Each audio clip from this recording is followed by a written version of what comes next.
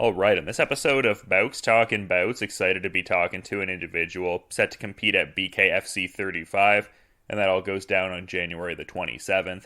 An intriguing strawweight fight. We have Nekah Dmitriyeva taking on Nguyen, and excited to be welcoming Andy onto the show. How's the training going ahead of this one, Andy? I just got back from Myrtle Beach. I was training with the girls out there. I used to live in Myrtle Beach, so I live in Jacksonville, North Carolina now, and I commute back and forth a lot. Yeah, I was actually seeing that in some of the research that I'm doing. Does it kind of feel like a bit of a home game almost? Like, is there a certain sense of familiarity being that you used to live there and have certain ties there, that kind of thing? Kinda. I mean, I fought all over the world. Like, my last fight was in Calgary, in Canada, and so I had to train with the elevation mask because it's higher altitude up there. So this is kind of cool that I don't have to do all that. That I'm actually breathing the same air that I'm going to be fighting in. Yeah, and it should be a good one, just being that it's like the first time BKFC has gone through the South Carolina area and stuff like that. It's so cool to see it continue to expand in that kind of way. I'm actually surprised South Carolina even legalized it.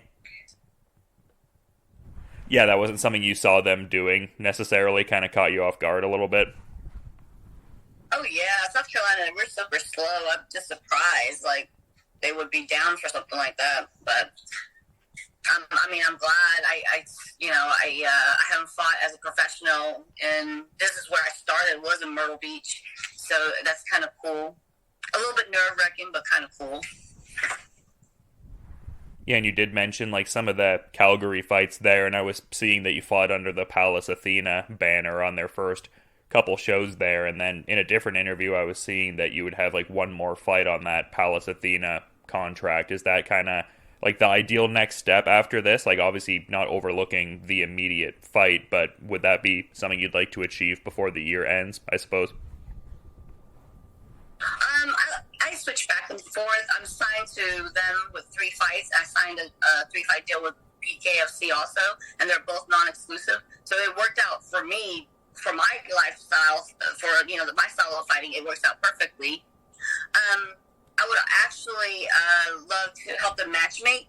They want to debut in America, and so I've been in this game for a while, and I know a lot of girls, and I would love to help matchmake and market the girls. And I think that it's really competitive. They will be probably Invicta's competitor, but I think it'd be a great time. I can't wait to do that too.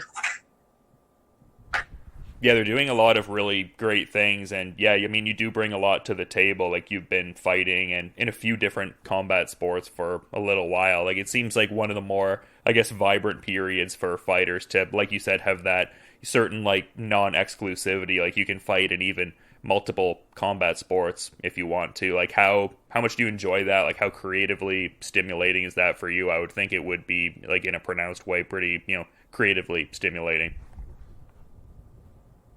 I like it a lot. It just keeps it interesting, because for a while there, it just felt like a job when I was just fighting MMA every 3-4 months. It was just there was no, I wouldn't get excited about anything, about fight camps. It was just a neutral plateau or something like that. But once you start changing up the combat sports and you're restricting things, and you can't do this, you can't do that, and study more of the art, I appreciate it more. There's so much more to boxing than people just think it's just boxing. There's so much more to Muay Thai when it's just only Muay Thai. And of course, there's mixed martial arts, it's everything.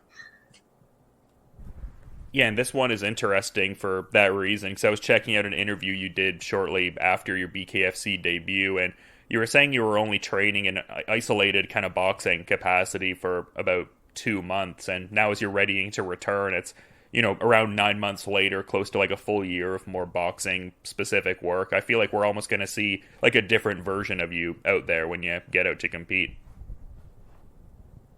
Yeah, I think so. I hope so. I hope I'm getting better, not worse. That's the whole point, right?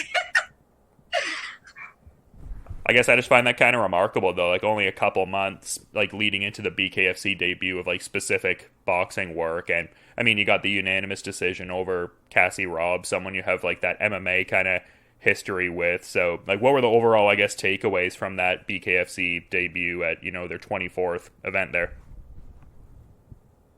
I enjoyed it very much. I didn't want to do what Taylor Starling did, like, just overbury her and just go ham and go crazy and get the KO or TKO win or whatever.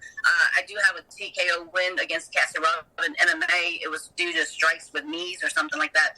But I was more interested I'm already feeling comfortable because it's an opponent that I've already fought for. And I just want to feel comfortable in how it feels with the boxing shoes, taking my time to use my footwork, my head movement, my stance. My stance is a little different than Muay Thai stance or the MMA stance. I just wanted to use it as an experience, and I think that was a perfect, a welcoming debut. I felt like it wasn't how to explain it. I don't know.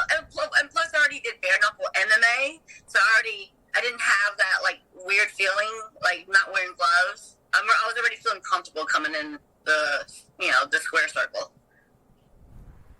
Yeah, and that segues perfectly into another thing I wanted to talk about. Like, what was the experience like for you in bare knuckle MMA? I mean, you were talking about the nuances of boxing earlier that you've been picking up more as you get deeper in this BKFC journey, but what was it like competing in bare knuckle MMA? Were there like entirely different considerations to that as compared to gloved mixed martial arts? I actually hate wearing gloves. They always give us those brand new gloves, and they don't give us enough time to break into it, so it won't be like into your hands. I always did. I always hated it. So not having it and just covering your wrist only, I enjoyed it. I felt right at home. I felt good. Then my Game Braid debut for the bare knuckle MMA. I'm waiting for them to have more because I really enjoy that one too. Yeah, that was super fun. That was super fun because I love to kick and I like to elbow. Yeah, speaking of enjoying the kicking and elbowing, I also saw you had a few Muay Thai fights under the Lion Fight banner, and I feel like that would lend itself well to the BKFC rule set in as far as like being familiar with the clinch positions and how much they allow for that in BKFC. Like, how much do you think there is that crossover in terms of like the Muay Thai informing the BKFC clinch positions? Like, is there that transferable knowledge or not so much? Usually when I clinch, I go straight to the elbows instead of an uppercut. So every time I spar with somebody, I'm always pushing them off when they're trying to clinch me because I don't want to accidentally elbow them because I know I can't do it. And I'm trying to break that habit into doing the dirty boxing instead of, it's kind of like the same movement, but it's upward, but not with your elbow. You're uppercutting now, And we've been working on that also, just in case if she does like to clinch or whatnot. I don't want to get disqualified, that's for sure. Yeah, I think you were talking to JHK, though, like John Hyun Ko for All Star Sports a bit ago, and you were saying that you were talking to David Feldman about like some bare knuckle kickboxing more so, and seems like maybe that's something that he would be interested in. Like, it didn't seem like he was opposed to it, certainly. So, yeah, that sounds very exciting. Is that something that you would like to participate in and everything? Oh my God, I would.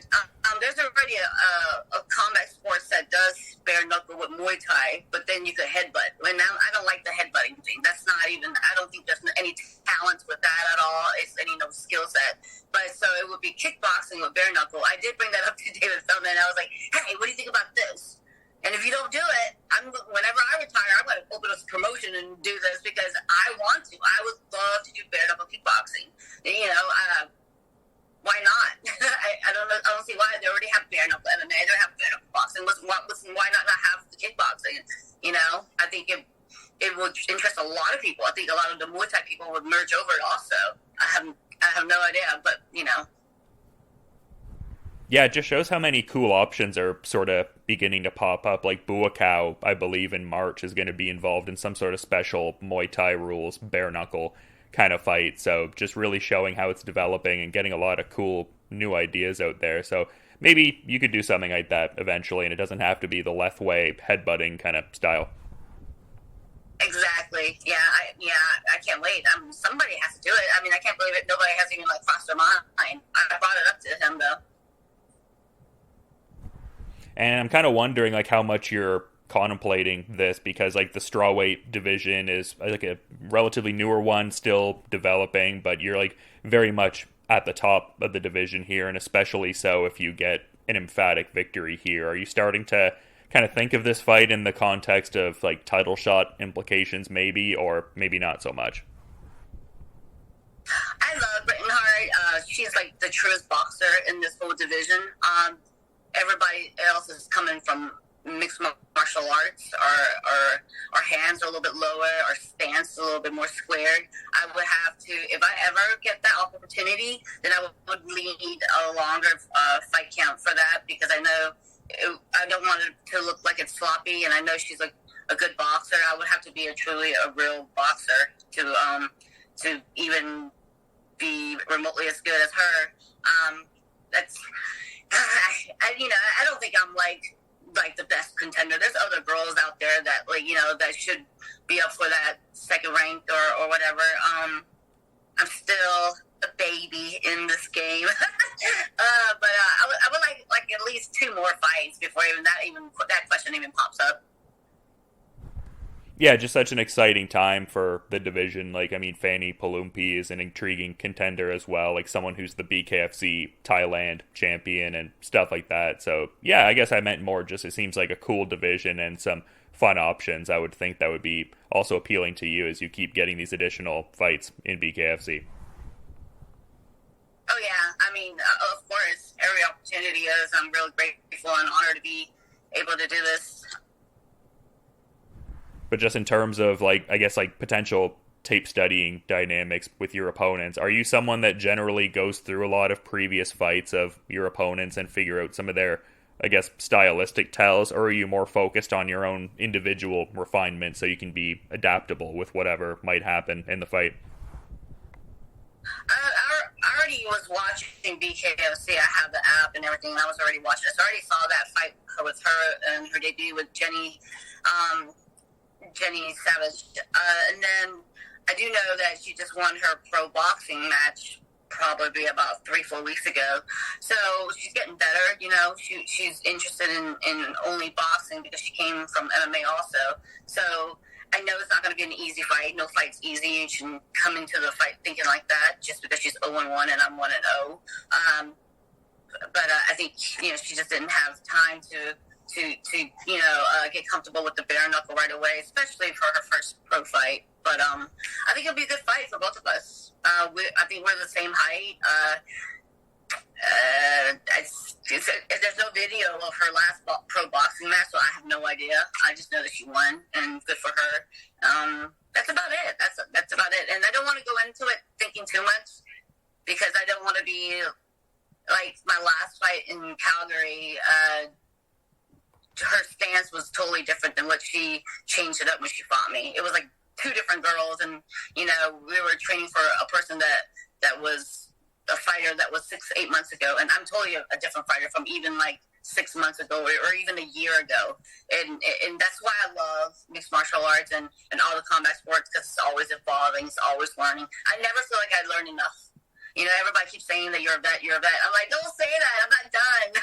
I'm still learning. That's how I feel. Well, that's interesting because it kind of brings up a topic that I have discussed with people who've crossed over from MMA and are doing more of like BKFC competition. Like they talk about how it's a lot easier on the body in certain regards, like not the same wear and tear as like having like wrestling and jiu-jitsu in there. I mean, maybe not the person to ask because you're still concurrently competing in MMA, but do you find like the bare knuckle specific camps are a little like lighter on the body in that sense? Does it seem like there might be more competitive longevity to something like that? Oh yeah, wrestling and grappling is so tiring. It is, and one of my teammates is fighting this weekend, and I had to grapple with her last Friday, and I was like, jiu-jitsu cardio is totally different from boxing cardio. Like I could go rounds and rounds of boxing, and then if I haven't grappled in a long time, I'm doing things that that I'm breathing a little harder, and I was like gassed out, and I was doing 5-minute instead of 2-minute rounds. yeah, it's a change up for sure. And yeah, my hamstrings were sore, my lower back was sore. I think boxing is, it is easier on the body. Everybody on BKFC are older.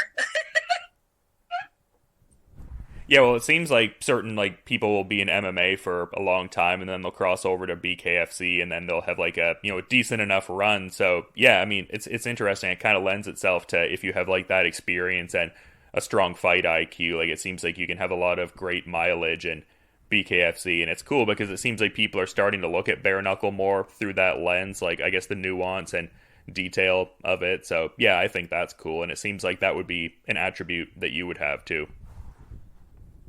Yeah, it's been like that. And like I was talking to Chris Cyborg about after her pro boxing match. She was like, "Yeah, it's easier on the body, but I have to run more."